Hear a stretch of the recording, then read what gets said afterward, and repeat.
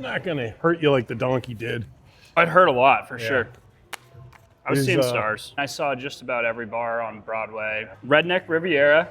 Yeah, that had that's a good one. That had the best live Brooks and music. Dunn. I like Posties, too. Luke Bryan. Luke Bryan's. That's where I watched the end of this tournament.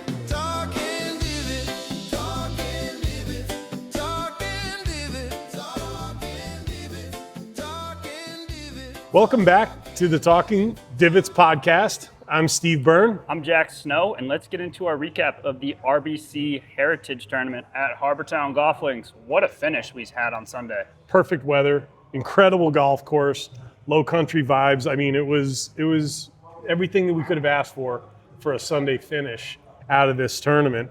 Matthew Fitzpatrick gets win number 2 of the 2025-26 season in a playoff over Scotty Scheffler. At one point, I think Fitzy had a 5-shot lead, but Scheffler just kind of kept within striking distance all day long. 2 late birdies on 16 and 17, and then Fitzy inexplicably flails one out to the right on 18, gets in trouble, makes himself a bogey. Scotty makes himself a good solid par. Okay, first playoff hole we go to settle the score. Yeah, and if you watched that 18th hole on Sunday, the wind was blowing hard off the left. Yes. And there was a lot of guys where you'd see, 40 to 50 yards of curve there from left to right just because the wind. I'm sure they're playing a little bit of a cut as well to be safe, out from over the water. But that, Sunday was great. I was in between watching it on the plane, then on my phone in the Uber, then at different bars that I was finding a TV on it, basically. But it really did look like Fitzy was going to run away with it, but Scotty, just like he always does, hung in there, made those 2 big birdies. Fitzy dropped a shot and was right back in it. It's crazy. Siwoo Kim really went on a run on Sunday as well, finished 17 under, tied for third, or solo third. The rest of the leaderboard was kind of right down in that 13 range. It was those 3 guys who ran away with it. It was a 3-person race for all of Sunday. And really just for the back 9 on Sunday. Siwoo was really solid. He just kind of played his game. Mm-hmm. There was never a threat for first from Siwoo, but he was there. He was playing with a sense of urgency. Nobody else really was. Mm-hmm. I didn't see Ludwig make a charge. Morikawa, I heard his name a couple times, but the coverage was of 3 guys on Sunday, and that was really, truly it. But it was a good tournament, amazing facility. I was so happy to see how well the remodel went. I don't know if they really changed much. I think it was just a regrassing. Right. They rebuilt the greens, they rebuilt the bunkers, they rebuilt the tees. But that's all for wear and tear and drainage purposes. Yeah. Get some fresh grass up on the surface. The course played really well, and that playoff on 18, that's a great golf hole regardless, but that shot Fitzpatrick hit in his iron one-handed finish, you think, oh no, what happened? I thought it was left. He said he pulled it a little bit too. He wasn't aiming quite there, but he needed to hit that hooky draw, just full go at it in order to get it back there with that wind, and it landed just in front of the flag, rolled to about 13 feet. And his birdie that he made in the playoff was one of only 4 on 18 that whole day. Such a gutsy shot. Totally gutsy. He didn't have to make that shot. No. Because you can't expect that Scotty's going to step up and make a birdie. You just got to hope that you last long enough in that playoff. Exactly. So that you can see somebody make a big mistake, like drive it into the hazard or juice one into the shit on the right. You're not going to miss that fairway. It's like 120 yards wide in the landing area. Somehow Fitzy did it in regulation, but, kudos to Fitzy. That's pretty impressive so far this season, having a second win under your belt. Yeah, Chris Gotterup's the only guy on tour right now with 2 wins this season. Yes. And back to 18, though, Scotty put his approach shot far out to the right 2 different times, and I really expected him to hit the green on the second one. I think Fitzy's kind of mindset was like, listen, I'm just going to go out and take this thing from Scotty. Scotty's going to make par. Maybe outside chance at making birdie. If I can make a birdie on hole number 1 and end it right now, let's go ahead and do it. Well, nobody was getting close to that pin on 18 on Sunday. So I think Scotty's mindset was, and it was a lot of people. If you look at the shot dispersion on PGAtour.com, you see a lot of guys just to the right of that pin off the green. It was a pretty simple up and down. Yeah. But holding that green became impossible towards the end of the day. I think Scotty had like 200-yard shots Yeah. into that green twice on 18. I think he had a 190 and a 200. That's Into the really breeze hard. off the left. Man, that's just brutal. I don't remember that hole being that hard, but I know they haven't changed the layout of it. You can't. It's Baker was playing 485 and into the wind. I mean, that was playing long. He had 185 in, and he was in 5-iron. So that'll tell you that. I mean, that's a lot of club for 185 yeah, for and Scotty. a still wind, I'll hit a 5-iron Exactly. from 185. Yeah. That wind must have I'd been hit 6, howling. Yeah. That must have been howling. So like I said, no real threats to take the tartan jacket, the heritage tartan, off of Fitzy's back. But Scotty made it interesting, and it was a fun last 9 holes to watch. That's for sure.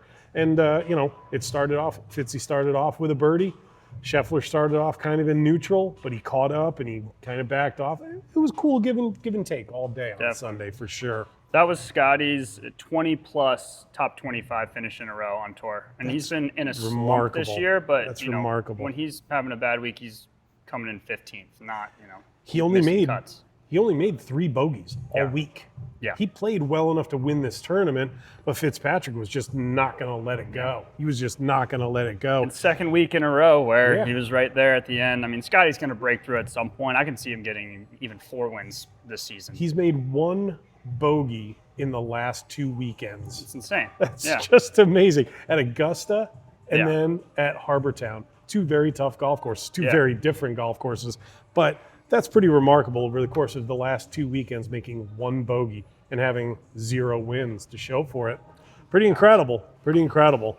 Just got to applaud Fitzy. Yeah. Ooh, first cheers of the night. First cheers. It typically does go to the winner of the tournament, but first cheers of the night, Fitzy. Great job, buddy. You got anyone else from the day that you want to talk about? Yeah, I got Akshay Bhatia. I thought he was an interesting story this week. T16, not so interesting, but it was highlighted by his second round 63, where he had a double bogey and he was 1 over on the par 5s. That's really incredible. Wrapping your head around that takes a lot. You're 4 over par on effectively 4 holes. Right. Now go shoot, 9 under par. And he did. Yeah. 8 under par after that. Just remarkable. There were so many 3s on that scorecard. It was insane. That's some really good golf. Yeah. My guy, Jason Day, shot 7 under on Sunday. He was pretty far down the leaderboard, but like to see him play well. His overall result wasn't great. That shot by Gary Woodland on 18 on Sunday was phenomenal. That was sick. We just talked about how hard that hole was playing. He landed it, about a foot short and dunked. It was just unreal. Unreal. Nobody got close to that hole all week. Yeah. But he found the bottom of the cup from the fairway. That was pretty cool. Yeah, I think that might have been the only eagle on a non-par 5 all week. All week? I think so. Makes sense. I think so. It's pretty cool. Brian Harmon had a really cool third round, also a 63, like Bhatia.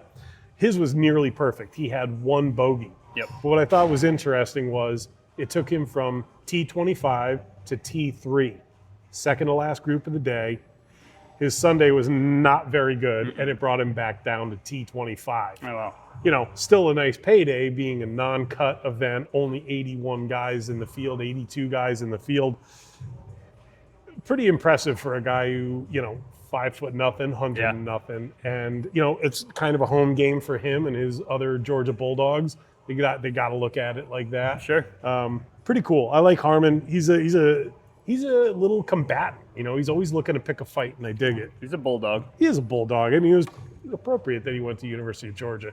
He is a little bulldog. Should we do our picks recap? Yeah, let's do it. All right. It wasn't that good for me. It wasn't good. Steve went 0 for 3. I went 1 for 3, hitting Patrick Cantlay top 10 at plus 180. So overall was down $20. Steve was down 300. I will say this, though. I did pick Scotty to win. You for did. The second time that I picked Scotty this year, he's come almost as close as you can possibly. I was riding Scotty to win as well. 1 for you and for the podcast, but also I put my own wager down on him to win Sunday morning. So was really looking forward to, for him to take that playoff. But on the season, I'm 6 out of 20. We'll take our top 10s out of it. Then I'm 6 for 10, so doing okay. down a few bucks, you're still winning, and you've got 3 1 bets all year to my 6, but you're still up in total because you had cashed Fitzy plus 1,400 not too long ago. That helped. Like always, we take a winner pick every week. It's pretty hard to hit those consistently, Very but hard. when you do, hey, I'll take one a season at this point, man. It's really I'm still tough. looking for my first. Yeah, Down $1,000 on it. My one last thing I'll say about Harbortown, and this is not to single out Harbortown, and I've said this a couple of weeks ago, I'm not so certain that these signature series of events are that great. Was this a good tournament? It was a good tournament. Was it great? I don't think so. That's just one guy's opinion. But, was the prize money great? 3.6 milli for Fitzy to win, and then the other 81 contestants with guaranteed money as there was no cut. This is great money. It's good for them. My question would be, what about the other 130 guys on the PGA Tour ranks that could qualify for an event like this? What did they do last week? They sat home and they watched NASCAR. They sat home and they went fishing. If it's a scheduled week off, okay, we all need a week off here and there. But these guys want to compete. They want to have something to do. So like I said a few weeks ago about these signature series events, I want to see more consistency. Is there a cut? Is there not a cut? Is there an alternate event going on to support this one? Is there not an alternate event? I want to see more consistency. I want to see more tournaments because I want to see these lesser known guys step up, get a win on tour, change their lives, and become household names. Yeah, well, to your point of, the other guys sitting at home, I think it just heightens the importance to qualify for these events and get to that position in the world rankings where, you have the privilege of playing in this. You're going to make guaranteed money. And that's why, you grind so hard in all the other tournaments to make the cut or finish in this spot. It just completely heightens the importance of being there and having an invite. To that point, what I would ask about this tournament in particular, Carl Phillips was in the field. Now, this is a guy who's won on tour. So is that the criteria for getting in? Because his official World Golf rankings would not reflect that at 154. Right. There's got to be a more clear-cut criteria for your emergence into this series of events, because it can't just be a one-off. Because Carl Phillips, wasn't in the other events, So this was a great event when it was a full field event. There was a party atmosphere. I know for a fact that the younger players were hanging out at the local spots at night, mixing it up with the locals, having, crab feeds, and it was just a more fun atmosphere. This one seemed to be lacking that. And I could be wrong. I could be way off base on that. But if you take a field from 144 and cut it down to 80, and these are the most serious sons of bitches on the planet, my guess is they're not going out at night. And they are not feeding into that local kitty. And they are not helping out that local economy the way that they used to. Well, I think, the golfer nowadays is a lot different than the golfer in the 90s or 80s where everyone's working out. Everyone has a chef, a nutrition plan. Back then, John Daly was smoking 2 packs of cigarettes around and drinking 18 Diet Cokes. Distance has changed, and I think the competitive nature of these guys and maybe just the sport as a whole where, we're getting some real athletes in there, and these guys are working on their bodies just like Tiger Woods. They're not going to go out there and they're not going to party. I mean, they're not like you and I. I mean, I would for sure. I grew up in the 80s, and I loved hearing stories from guys like Lanny Watkins and John Mahaffey about they'd get done playing and they might go to the range and try to fix something but they were all going back to the bar. They go to the bar. They were having a great time. Yeah. The PGA Tour used to be like the last bastion for hiding your alcoholism. Yeah. And it was a great thing. Sure. I bet it was a lot of fun. It was going to have to come to an end. Sure. And it's great now. The PGA Tour is great. You have the best golfers on the planet on the PGA Tour playing the best tournaments. And now the prize money is growing again like it did when Tiger emerged on the scene. The prize money grew. Yeah. Well, it's growing again, and that's terrific. Yeah. That's great.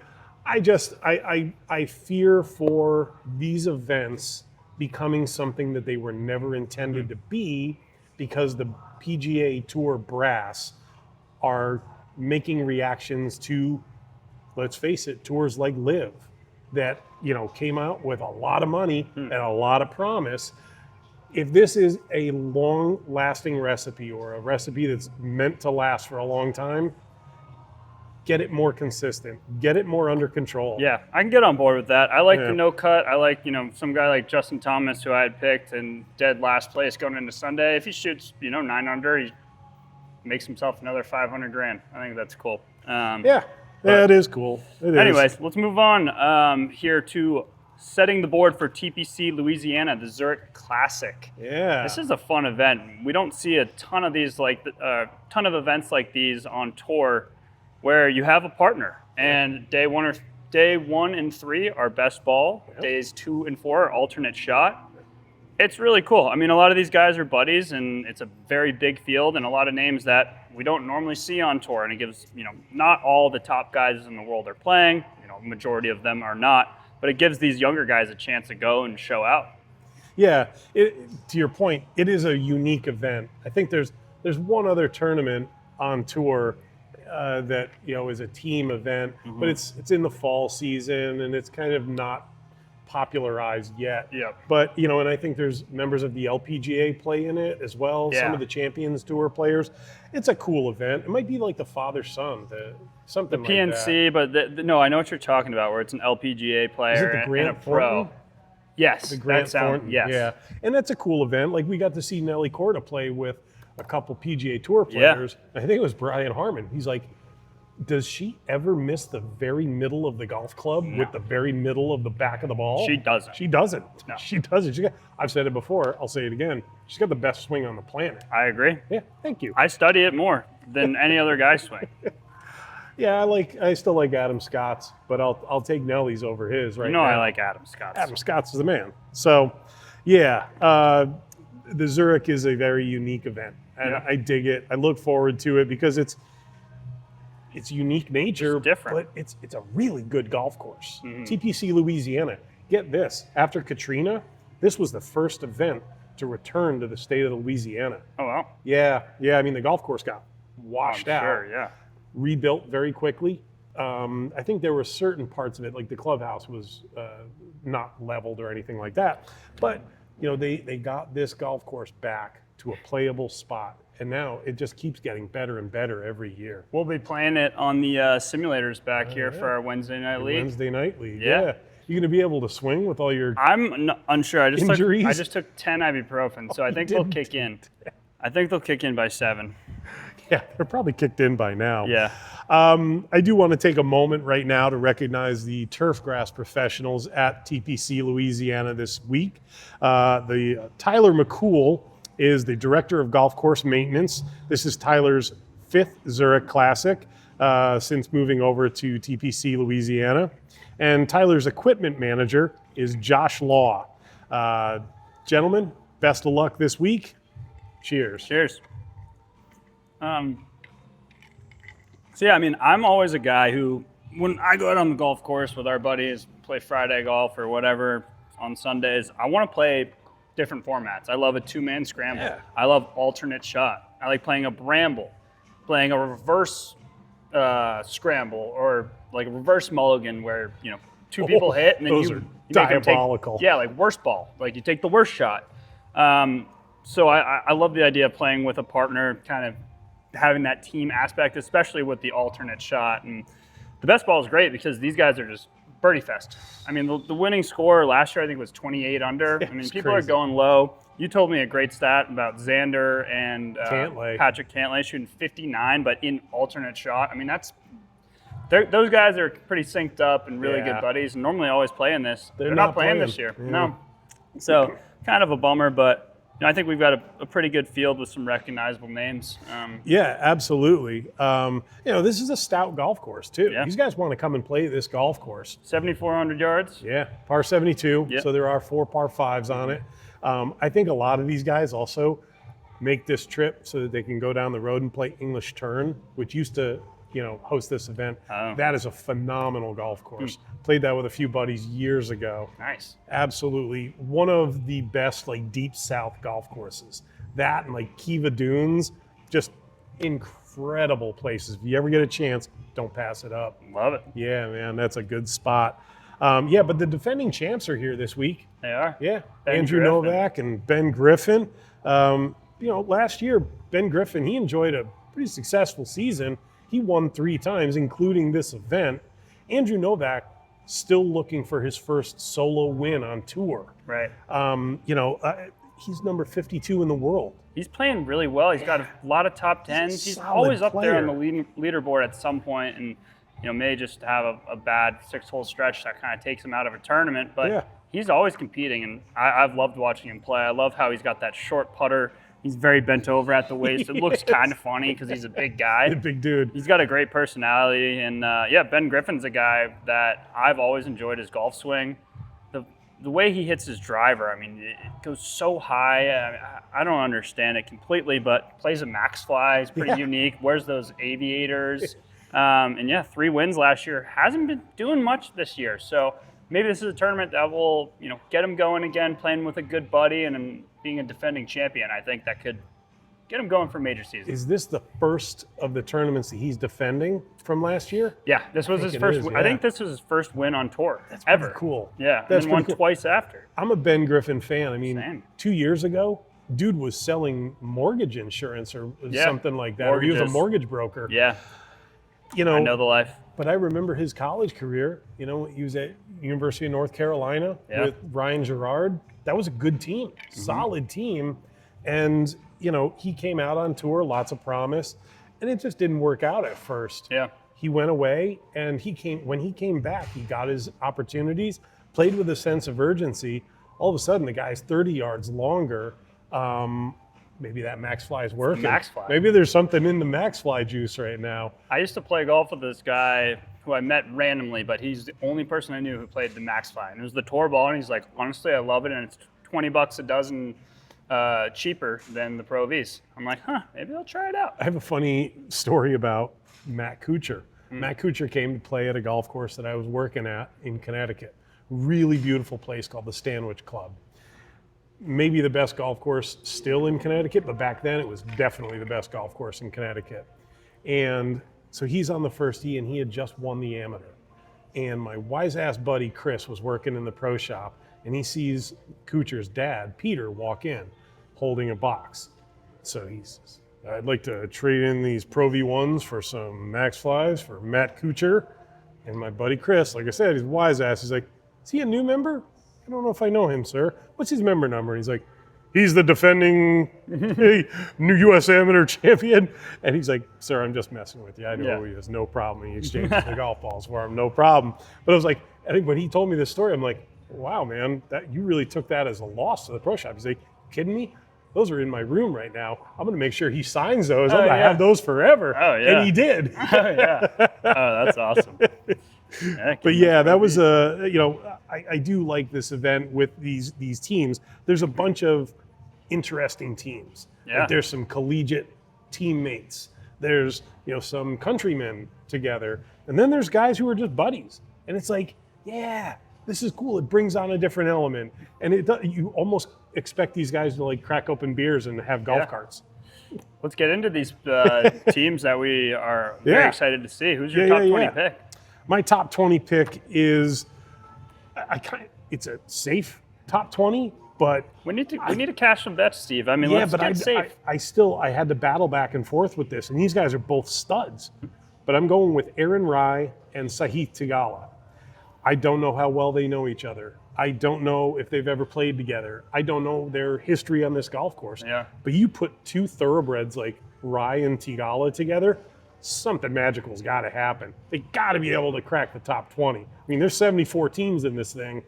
They got to be able to crack the top 20. So there's my top 20 pick. Sahith's been playing really good this year, and same with Aaron Rai. He's had a chance to win a couple times. I think that's a pretty safe pick, and we don't have the odds other than winner odds right now. It's just they're kind of tough to find. Hard Rock doesn't have them open yet, so we'll post those later. But I found 2 out of my 3. Oh, okay. on the Hard Rock. Yeah. Nice. But I didn't find the one for Aaron Ryan. So I could only get winners. There were a lot of them were locked. It was weird. Yeah. I don't know. What's your top 20? So mine is kind of a fun one. Okay. Blades Brown and Luke Clanton. Dude, I looked at them. And these are two young guys where Yeah. Blades Brown, almost won on the Corn Ferry Tour the other day. He had a really good Amex championship. How we doing, Howard? It's good to see you.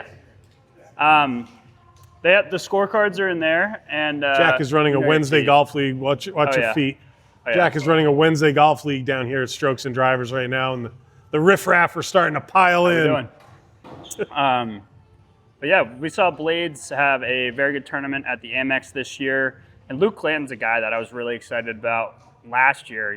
Coming top 10 in the Arnold Palmer. We've talked about him a little bit on the show. Pretty disappointing year. I think he's made one cut so far, but Blades is a guy who absolutely pounds the ball as well. 18 years old. Luke Clanton's no more than 21, 22 years old. They're going to be an absolute force in best ball because they're just going to go for birdies, eagles. I think they got a really good shot there. And then if they can keep it together, being young guys and maintain course management on the alternate shot, I think they actually have a good chance at coming better than top 20. I've got one hope for this pairing this week, and it's one that is going to go into the future. I really do hope they win this tournament this week because I hope that sets the Ryder Cup for these guys for another 25 years. That'd be great. It would be very cool. It's a real long shot. It's a real long shot, but I appreciate the pick. That's a really good one. And I battled with, I wanted to take them. I bet they have decent odds for top 20. I mean, probably right around even, plus 100. Yeah, that's what I kind of found for Yeah. Rye and Tagala was plus 100. That was as close as I could come. Yeah. So What do you got top 10? my top 10, pair of Englishmen, Marco Penge and Matt Wallace. Nice. Yeah, Marco Penge, very soft-spoken, hits the ball a mile. 92 balls. Matt Wallace, not so soft-spoken, looks like he could handle himself in a bar fight, and hits every fairway, hits every green, makes about 6-7 birdies a round. This dude comes to play every week. I am a Matt Wallace fan, man. How is this guy not made a Ryder Cup? That European team is very tough to make. Yeah. So if that's the reason, I understand. But I like this team a lot. I'm looking for them to challenge for this title. I looked heavy at them as well because Penge is a guy that's going to win on tour sooner rather than later. And Matt Wallace is just such a solid player. And So good. He can go off on a birdie tear as well. So I really like that pick for you there. Thank Do you got the odds on that one? I've got plus 250. Watch Plus your feet. 250? What's up, Keith? What's up, Keith? How you doing, bud? Plus 250. Yeah, that's solid odds. Yeah, I'd like to cash in on that one. I'll take a top 10. I'll take anything at this point. Yeah. I think I'm over since I picked Fitzpatrick to win. You've been goose egging a little bit too much, but I think this week we got some good picks here. We'll find out. My top 10 pick is one half Englishman and Jordan Smith, and one half Hao Tong Lee. And I don't think we've taken either of them on the pod this year, but so when I was at the what's the tournament in West Palm? Cognizant. Oh, the Cognizant Classic. Yeah. I was following Jordan Smith's group because Smotherman was in it as well, and he was in the lead. And then Jordan Smith was really battling for the cut, and his girlfriend actually was kind of walking alongside me. Oh, cool. And I just asked her, it was like, "Oh, do you know one of the golfers?" She's like, "Yeah, I'm Jordan Smith's girlfriend." And like a few of his other buddies, and it came down to the 9th hole on Friday. I was sitting at the green. There weren't many people there. It's dark. And he made a birdie on 9 to just make the cut and like fist pumped. And his English friends visiting were like, "Let's fucking go, yeah. That's awesome. We'll have a point, yeah." Like, it was awesome. A pretty good accent. Yeah, I did all right with the accent. That was pretty good. Thanks. But no, it was cool. So, and he's also been playing really good golf. Hao Tong Lee was up there for the Masters. Obviously made a 10 on that par 5. Yeah. Really took him out of it. But great personality. I bet he's so funny. He's going to be fun to play with. I think vibes are very important. Alt shot. I'm looking forward to watching this team. Yeah. I can't tell you, we must have really been thinking alike. I can't tell you how close I came to picking them as my winner. Yeah. As my winner. They're going to be tough. So when I'm doing these, I don't go from, okay, maybe watch your feet there. Maybe you're my top 10. You don't go down into the next category. Once I pencil you out, you're done. You're done. So I'm really bad at this. Yeah. Well, you're getting better. It's a learning curve. We'll find out. My winner is going to be a very popular winner this week, and it's an interesting pairing. It's Brooks Koepka and Shane Lowry. I would love to caddy for one of these guys. I would love to just be their wingman out at the bar one night, even though they're both married, they're both happy dudes. They're just guys you want to be around, right? Lowry has won this event with Rory McIlroy.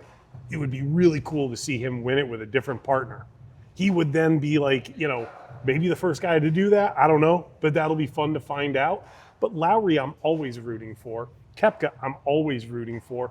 When I saw that they were paired together, I don't think there was much of a discrepancy with me. I just circled them immediately. So I know they're both Jupiter guys, but I've always seen Koepka as kind of a lone wolf, a lone soldier on tour, especially going to LIV and then coming back. Do you think he's going to be able to play nice with Lowry and be a good teammate? That was my only concern here. Oh, so you know what? That's a good question because I know that there have been guys who have ruffled feathers.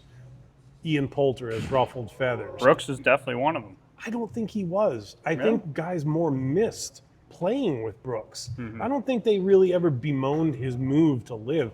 Those guys did that for whatever reason they did that for. If they had a financial opportunity, go do it.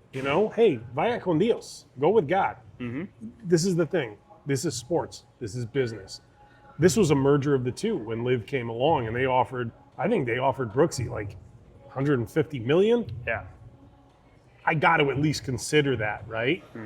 And yeah, he had an easier pathway back because of his major wins, in the last 2 years, than say guys like Patrick Reed are going to have. Patrick Reed's got to sit out until August, right? Yeah, I don't think guys now on tour are upset at Brooks for coming back or leaving in the first place. But I don't know his demeanor in the U.S. Opens in the past. I mean, he's very cutthroat, and he doesn't seem like a super talkative guy when he's playing in a foursome.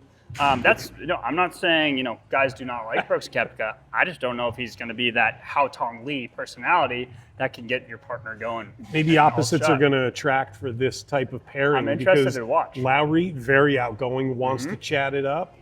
Brooksy, not so much. Fast walker, athletic guy. He's probably 4 steps ahead of everybody else. He might come back to the pack and be like, hey, guys, what's going on? Hey, it's good to see you again. Great to play with you. It'll be interesting to see, but I think as far as the team talent, the golf, gross team talent, they've got the most out of any team in the field. It'll be a good opportunity for Brooks to kind of show himself again and in a positive light back on the PGA Tour. Yeah, I mean, he's been showing out, though. Yeah. He's been playing well. Yeah, they're plus 1,400 too. So pretty good odds. Pretty good. My winners. The defending champions, Ben Griffin and Novak. Kind of knew you were going to do that. Plus 1,800, because I like both these guys a lot. And, their win last year was so fun to watch. And for both of them, it was their first win on tour. Like what I said earlier, Ben Griffin's kind of had a down year comparatively to last year. Novak's been up in some tournaments. I think he's always knocking on the door to get his first PGA Tour win, and I wouldn't count him out any week for the rest of the year. These guys have done it before. They're going to do it again, plus 1,800. Let's go back to back. I think that's cool, man. I don't see it being out of the realm of possibilities. Nothing is out of the realm of the possibilities with this tournament because of the alternate shot and the best ball, and the alternate shot and the best ball. I dig that. I think it's cool. I think it keeps everybody in it. Right. There is a cut in this event, so that best ball is going to be a free-for-all. That's going to be fun to watch. Yeah. I mean, if a team comes in at 14 under par, I would not be surprised on that first day. Definitely. Because there could be, a 3 over par on the second day, and that team could still make the cut. Definitely. It'll be very interesting. No, I'm really excited to watch. So, Jack, let's recap these handshake bets. Yeah. You pulled even with me this week at 5 apiece. Big one. I picked my boy Sam Sneaky Stevens to beat Cantlay. Cantlay was solid all week. That's his course. He's a top 10, top 5 machine there. I felt very solid about that pick going in and the handshake bet.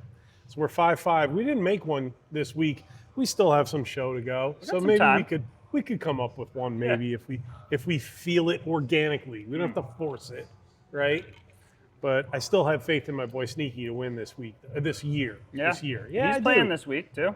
Yeah, I didn't pick him. Yeah. But I He's couldn't playing pick with him. Zach Boshu.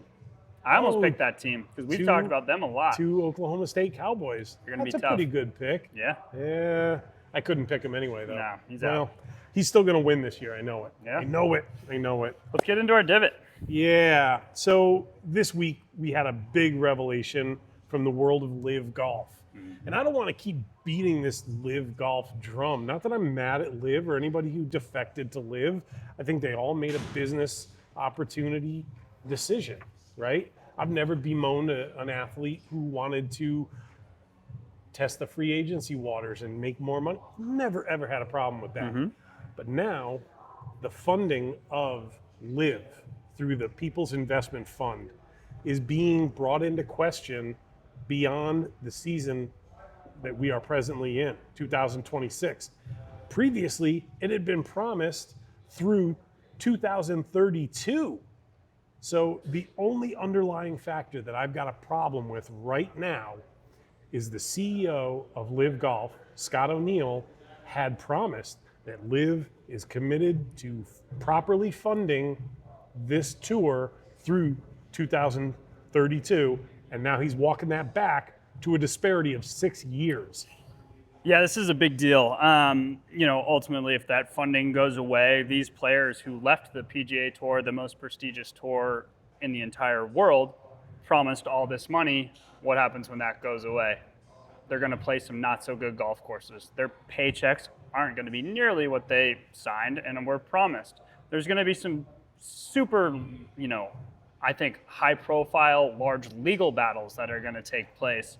And these guys are, we were singing their praises for going to LIV in the first place. Take advantage of it. Yeah, get this money.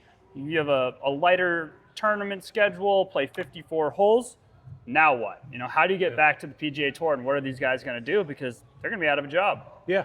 And, Monahan and what's the CEO of the PGA Tour? What's his name? Newer one? Yeah. They've established inroads to get your way back into the. And like Patrick Reed's got to wait until August, right? Okay, that's fine. Kevin Na, not that he's going to move the needle too much on people's interest in the PGA Tour or his disinterest when he moved to LIV, but he's got to wait another year, another full year. Now what? Because now if this floor drops out on the LIV golf disco and everybody is clinging for whatever wall space they can grab, they have zero leverage. And now the PGA Tour can say, you've got a 2-year suspension. It's a $10 million fine. They'd just be like, I don't play golf anymore. Yeah. I don't play.